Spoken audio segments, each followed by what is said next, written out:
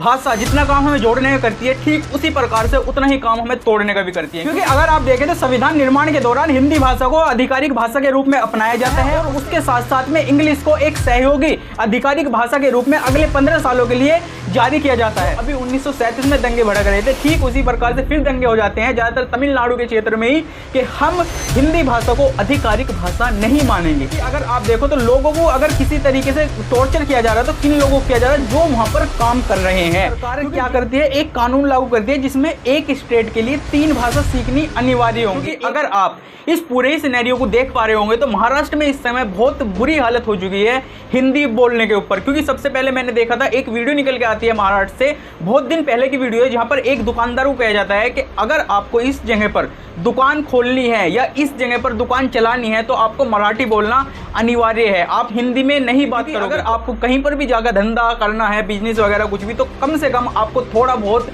वहाँ की लैंग्वेज आनी अनिवार्य है। लेकिन बात शुरू यहाँ से नहीं होती इस चीज़ की, क्योंकि लैंग्वेज की वार आज से चालू नहीं हो रही। क्योंकि अगर आप देखो जब हमारा देश आज़ाद भी नहीं होता उससे पहले से ही ये किस्से चालू हो चुके हैं। 1937 से 1940 के बीच में भाई तमिलनाडु ने इसमें बहुत ज़्यादा अड़चनें पैदा की हैं, क्योंकि तमिलनाडु से ही इसकी ज़्यादातर शुरुआत होती है भाषा को लेकर के। इसी प्रकार तमिलनाडु से सटे हुए और भी बहुत सारे राज्य हैं जो कि नहीं चाहते कि हम हिंदी बोलें। पूरा ही भाषा से रिलेटेड वार का अगर पूरा ही बैकग्राउंड देखने जाओगे तो आपको पता चलेगा जब संविधान निर्माण हुआ तो वहाँ पर इसके अकॉर्डिंग, भाषा के अकॉर्डिंग बहुत ही ज़्यादा अड़चन पैदा हुई कि हम संघ में किस भाषा का इस्तेमाल करेंगे या कौन सी भाषा हमारी राष्ट्रीय भाषा होगी या किस तरीके से हमारी आधिकारिक भाषा जो होगी वो कौन सी होगी। तो जवाहरलाल नेहरू ने वहाँ पर एक कानून लागू किया जिसमें उन्होंने कहा कि हम अभी तक जो भी भाषा का यूज़ कर रहे हैं फिलहाल वही करेंगे, लेकिन आने वाले अगले 15 सालों तक हम इंग्लिश भाषा को एक सहयोगी आधिकारिक भाषा मानकर चलेंगे, उसका उपयोग करेंगे आधिकारिक रूप से, सहयोगी रूप से, और जो हमारी हिंदी होगी वो 15 साल के बाद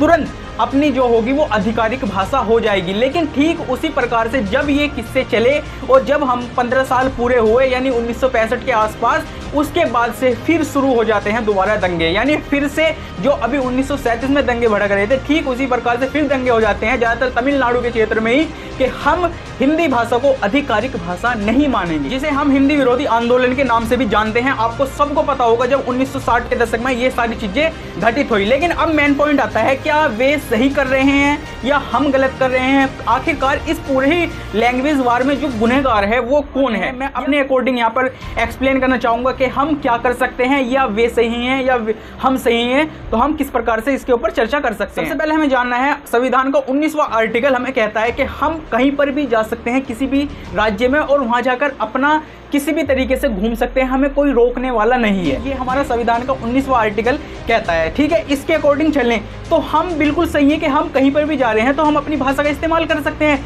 लेकिन वो भाषा का इस्तेमाल हम जब कर सकते हैं जब हम 1, 2, 3, 4, 5 यानी अकॉर्डिंग टू माई ओपिनियन, अगर आप 2-4 दिन के लिए कहीं पर भी घूमने जा रहे हो तो आप जरूरी नहीं है कि उस राज्य की या उस देश की भाषा सीख के जाओ, क्योंकि आपके लिए इतना कुछ मैटर नहीं रखता उस भाषा से। क्योंकि अगर आप देखोगे तो हम कहीं पे भी जाएंगे अगर घूमने तो हमारे लिए भाषा सीखना एक बहुत बड़ा कारण हो जाएगा कि हम किस तरीके से सीखेंगे, क्योंकि हमें 2-4 दिन के लिए घूमने जाना है बस। लेकिन बात वहाँ खत्म नहीं होती, क्योंकि अगर आप देखो तो लोगों को अगर किसी तरीके से टॉर्चर किया जा रहा है तो किन लोगों को किया जा रहा है, जो वहाँ पर काम कर रहे हैं। क्योंकि जिसकी दुकान है वहाँ पर उसको बोला जा रहा है कि भाई तू यहाँ पर जो रह रहा है तो उस राज्य की भाषा बोल, यानी अगर महाराष्ट्र में रह रहा है तो मराठी बोल, तमिलनाडु में रह रहा है तो तमिल बोल, कर्नाटक में रह रहा है तो कन्नड़ बोल, मलयालम बोल। इस तरीके की सिचुएशन वहाँ पर घटित हो रही है। तो हमें क्या करना चाहिए इसमें? ये सही है गलत है? बिल्कुल सही है, क्योंकि मैंने अभी बताया कि हम घूमने जा रहे हैं तो उसके अकॉर्डिंग हम क्या कर सकते हैं, हम नहीं सीख सकते, हमारे इतनी सीखने की एबिलिटी भी नहीं है कि हम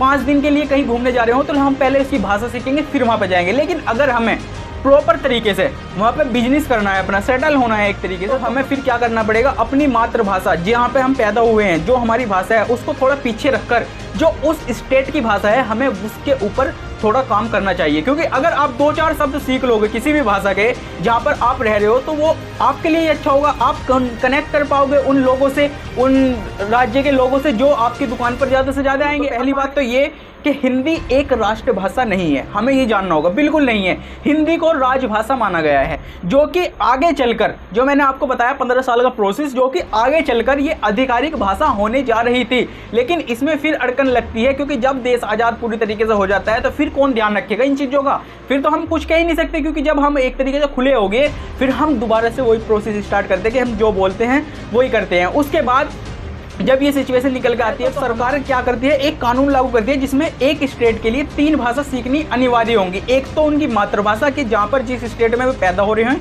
वो वाली भाषा आपको आनी चाहिए। सेकंड, आपको इंग्लिश यानी इंटरनेशनल भाषा आनी चाहिए। थर्ड, जो कि है हिंदी, यानी आपको हिंदी आनी चाहिए। तो 3 भाषा में आप प्रयोग कर सकते हैं, जिसके अलावा आपको कुछ सीखने की जरूरत नहीं है। अगर आप सीखना चाहते हैं तो सीख सकते हैं, लेकिन बात यहाँ शुरू नहीं होती, क्योंकि अगर आप देखो उत्तर के जितने ज़्यादातर क्षेत्र हैं, यूपी, हरियाणा या मध्य प्रदेश, ये ज़्यादातर क्षेत्र में ज़्यादातर हिंदी भाषा बोली जाती है। तो इनके लिए तो क्या हो जाता है, ये फ़ायदा हो जाता है एक तरीके से, जो कि उन्हें सही नहीं लगा कि हमारे बच्चे क्या सीखेंगे भाई, हमारे बच्चे 3 भाषा सीखें, ये भाई साहब ये 2 भाषा सीखें, क्योंकि हिंदी तो हम पे आती है, लेकिन हम पे इंग्लिश और सीखनी पड़ेगी, उस 2 भाषा में हमारा काम चल जाएगा। नॉर्मल सी बात है, इंग्लिश तो हम स्कूलों में सीख जाते हैं, थोड़ी बहुत मेहनत करनी पड़ती है, आराम से सीख जाते हैं, लेकिन उनके लिए ये चीज़ हार्ड पैदा हो सकती है। तो इसीलिए से फिर वहाँ पर दोबारा से थोड़े दंगे स्टार्ट हो जाते हैं कि हमें हिंदी नहीं सीखनी। अब यहाँ से एक सवाल निकल के आता है कि सरकार का इसके ऊपर क्या टेक है। देखो, अगर आप पूरी ही सिचुएशन को देखो तो जब से ये बीजेपी सरकार आई है उसके बाद से ही ये भाषा की वार थोड़ी और ज्यादा घनन हो गई है। क्योंकि अगर आप देखो तो हमारे संविधान का भाग 17 आर्टिकल 351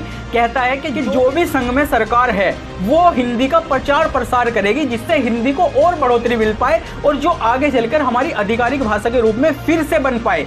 यानी अगर आप देखो तो इसकी चर्चा पहले से संविधान में की गई है कि आपको इसके, जब भी सरकार किसी भी संघ में आएगी तो उसे उसका प्रचार प्रसार करना पड़ेगा, जिससे वो आगे चलकर और ज़्यादा पनपे और ज़्यादा लोग बोले। क्योंकि अगर आप देखो तो करीबन 43% के आसपास लोग जो हैं हिंदी भाषा का इस्तेमाल करते हैं, उसके बाद अन्य भाषा बोली जाती है। तो जो नंबर ऑफ मेजोरिटी जो निकल के आती है वो हिंदी की ज़्यादा निकल के आती है और भाषाएं इतनी कम बोली जाती हैं। तो इस वजह से या तो ये देखो सिचुएशन यहाँ से ये भी क्रिएट हो सकती है कि जो अपोजिशन के लोग हैं सरकार के, वे इस चीज़ को नहीं चाहते, कहीं ना कहीं वो सरकार को दबाना चाहते हैं, या कुछ भी ऐसा भी हो सकता है कि जो अन्य भाषा के बिजनेसमैन हैं, किसी और स्टेट में जाके काम कर रहे हैं, तो उनसे ये हफ्ता वसूली भी करवा सकते हैं, फिर उनसे हफ्ता वसूली कर लेते हैं, हम उनसे पैसे कमा लेते हैं। तो ये कारण भी हो सकते हैं। तो भाषा के ऊपर वार कराने के ये एक कारण के ऊपर नहीं है बात, ये अन्य भिन्न कारण है। क्योंकि अगर महाराष्ट्र में देखो, जो लोग इस चीज़ के ऊपर प्रस्तुत हो रहे हैं, जो लोग इस चीज़ के ऊपर बातें कर रहे हैं,